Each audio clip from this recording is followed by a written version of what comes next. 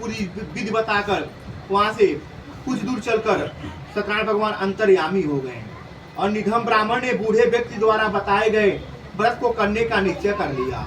उसे रात भर नींद नहीं आई।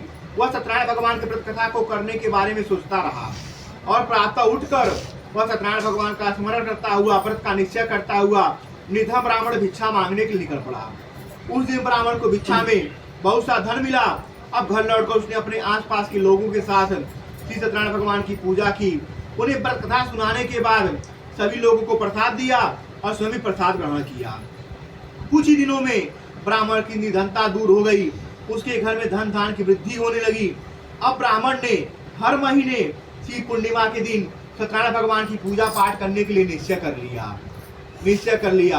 हे श्रेष्ठ मुनियों, अब मैं आप लोगों को उन लोगों की भी कथा सुनाता हूँ जिन्होंने उस ब्राह्मण से कथा का वर्णन सुनकर सत्यनारायण भगवान का व्रत पूजा किया और व्रत कथा सुनकर यह व्रत किया और उनके सभी कष्ट दूर हुए। धन संपत्ति के संपन्न उस ब्राह्मण ने हर माह नियमित रूप से व्रत करते हुए जब अगले माह श्री सत्यनारायण भगवान की व्रत कथा कर रहा था तो उस व्रत में बहुत सी बंधु बाधाओं और उसके मित्र सम्मिलित हुए थे। उसी समय जंगल से लकड़ियां काटकर एक बूढ़ा लकड़हारा वहां से गुजर रहा था। उसे बड़ी तीव्र प्यास लगी थी, अतः जल पीने की इच्छा से बूढ़े लकड़हारे ने लकड़ियों की गट्ठर को जमीन पर रखा और घर के आंगन में पहुंचकर पूछा, हे ब्राह्मण देवता, तुम इस तरह घर घर भिक्षा मांगकर वह पूजा पाठ कर रहे हो, तुम्हारी सारी निर्धनता दूर हो गई और तुम फिर पूजा पाठ करने लगे।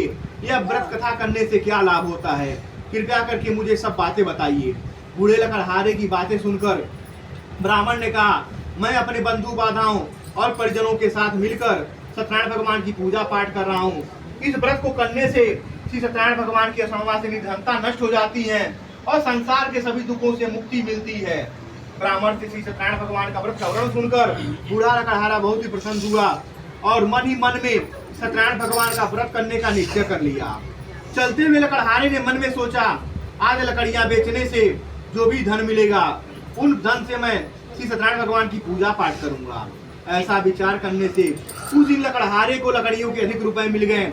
अब लकड़हारे ने उन पैसे से केले, घी, दूध, दही, गेहूं का आटा और शक्कर खरीदा और घर पहुंचकर लकड़हारे ने वेदों की प्रिय नगरी काशी में श्री सत्यनारायण भगवान की पूजा पाठ की।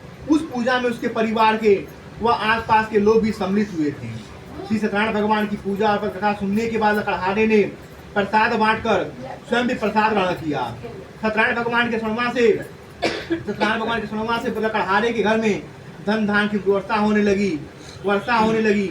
उसकी निर्धनता दूर हो गई। श्री सत्यनारायण भगवान की पूजा पाठ करते हुए लकड़हारे ने आनंद पूर्वक जीवन यापन करता हुआ अंत में वैकुंठ धाम को चला गया है।